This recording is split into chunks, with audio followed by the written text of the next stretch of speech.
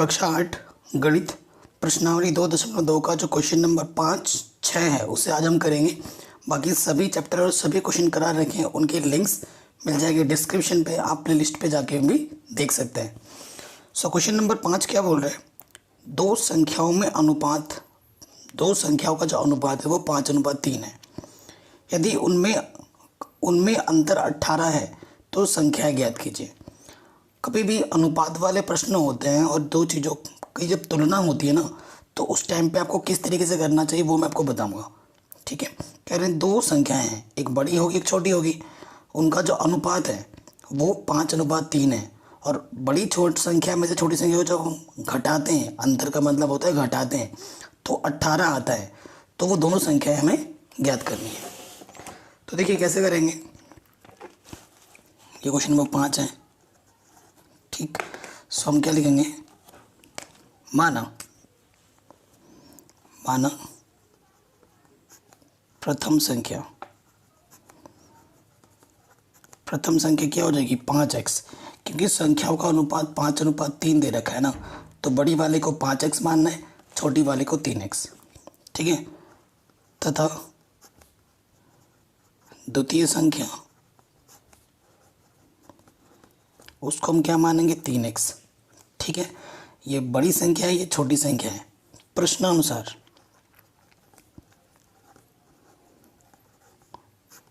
देखो, जब तक हमें x का मान प्राप्त नहीं होता तब तक हमारा आंसर हमें नहीं मिलेगा, है कि नहीं। तो प्रश्नानुसार क्या बोला है, संख्याओं का अंतर। आपको बिल्कुल इसी तरीके से लिखना है एग्जाम में भी, संख्याओं का अंतर। वो कितना दे रखा है क्वेश्चन में, वो हमें दे रखा है 18। ठीक है, संख्याओं का अंतर हमें 18 दे रखा है। अंतर का मतलब होता है घटाना, मतलब बड़ी संख्या में से छोटी संख्या को जब हम घटाएंगे तो 18 आता है। 5x में से 3x घटाओगे तो 2x आएगा। 2 यहाँ पे गुणे में है, बराबर के उस तरफ आके बट्टे में आ जाएगा। 2 से भाग दोगे, 2 9 18, पूरा पूरा कट गया। तो x का मान क्या आ गया 9। तो हमें अभी तक हमारा आंसर नहीं मिला है, क्योंकि x का मान हमें यहाँ जब हम रखेंगे तभी हमें हमारा आंसर मिलेगा। ठीक है, x का मान आ गया। अब लिखेंगे अतः प्रथम संख्या को हमने 5x माना था, x का मान कितना है 9, रख दिया यहाँ पर। तो 5 गुणा 9 यानी कि 5 9 45। 5 और x के बीच किसका संबंध है, गुणे का। तो 5 9 45। तो प्रथम संख्या हमारी कितनी होगी 45। फिर एक होगी द्वितीय संख्या हमारी कितनी है 3x। x का मान कितना है 9, तो 9 3 27। ठीक है, ये द्वितीय संख्या आ गई। अब आपको चेक करना है तो 45 में से 27 घटा के देखो, आपको अंतर 18 मिलेगा। ठीक है, तो ये 5वां क्वेश्चन हमारा आराम से बन गया। बिल्कुल ये हो गया। अब आते हैं अगले प्रश्न पे, छठे प्रश्न पे। छठा प्रश्न क्या बोल रहे हैं, 3 लगातार पूर्णांकों का योग 51 है, पूर्णांक ज्ञात कीजिए। ठीक है, लगातार पूर्णांक है, ये ध्यान देने वाली बात है। छठा प्रश्न है, कितने पूर्णांक है लगातार 3। तो माना प्रथम पूर्णांक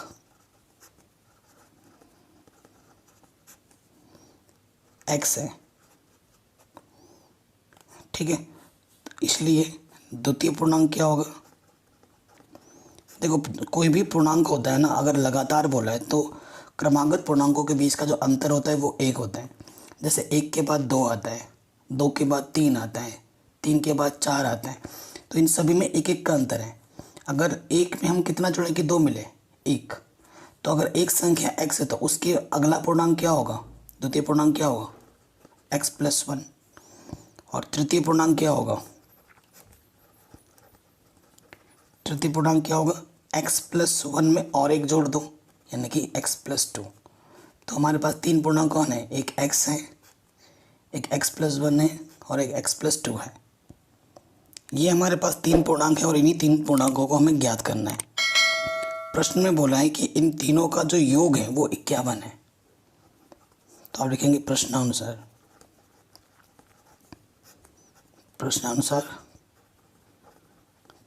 तीनों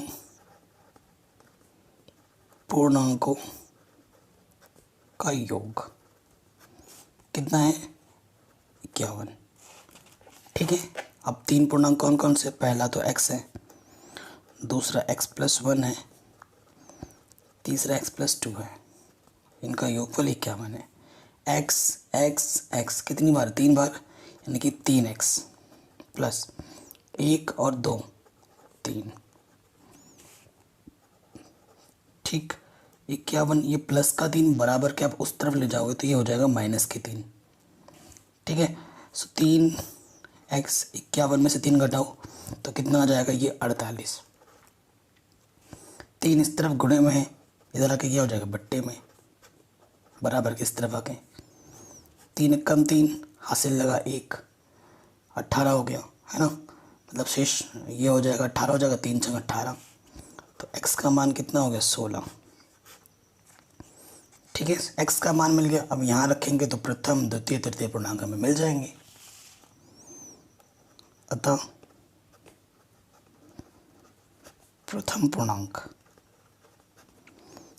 पूर्णांक हमारी कितनी है? 16 है।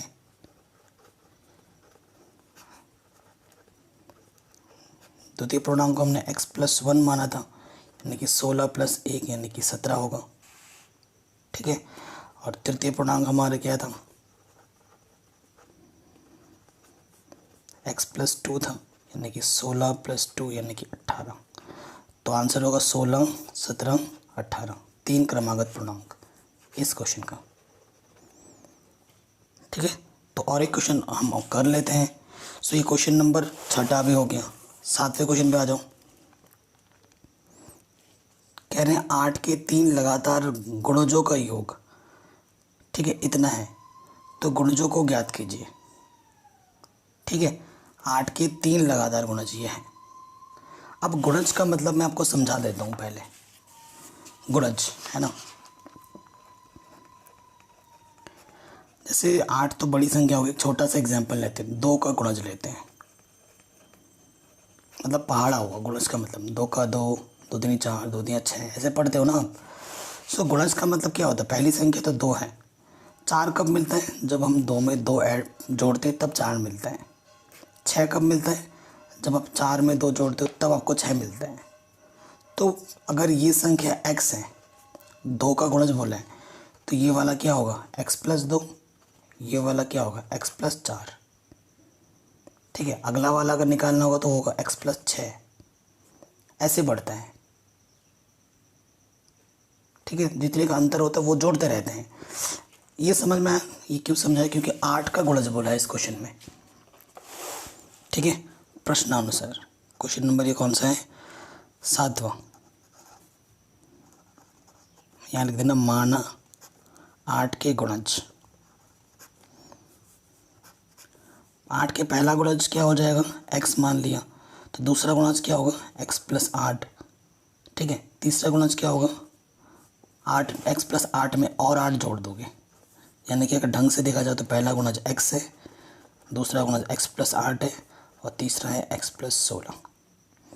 ये 3 गुणज हैं और इन्हीं को हमें निकालना है, इन्हीं को हमें ज्ञात करना है। समझ में? प्रश्न में ये बोला है कि तीनों गुणजों का योग प्रश्नानुसार तीनों गुणजों का योग कितना है? 888। कोई दिक्कत नहीं है, तीनों गुणज रखेंगे, यानी कि प्रथम गुणज, द्वितीय गुणज और ये तृतीय गुणज। 888 है। x x x यानी कि 3x। 16 और 8 24। ये प्लस का 24 बराबर के उस तरफ ले जाओगे तो माइनस के 24 हो जाएगा। ठीक है, सो 8 में से 4 घटाएंगे 4 बचेगा, 8 में से 2 घटाएंगे 6 बचेगा, और ये 8। ये 3 गुणे में इस तरह के बट्टे में हो जाएगी। 3 दूनी 6, 2 बचा 26 हो गया, 3 8 24, 2 बचा 3 8 24। तो x कितना आ गया? 288। और x को आपने क्या माना था? प्रथम गुणज। इसलिए 8 का प्रथम गुणज वो कितना होगा 288। 8 का द्वितीय गुणज यानी कि वो क्या था x + 8 था, यानी कि 288 में और 8 जोड़ दो, 8 और 8 16, 296 हो जाएगा, है ना। फिर 8 का तृतीय गुणज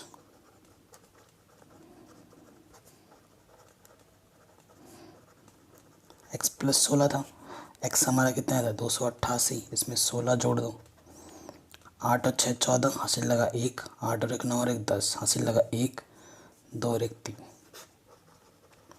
तो ये हमारे आंसर आ गए।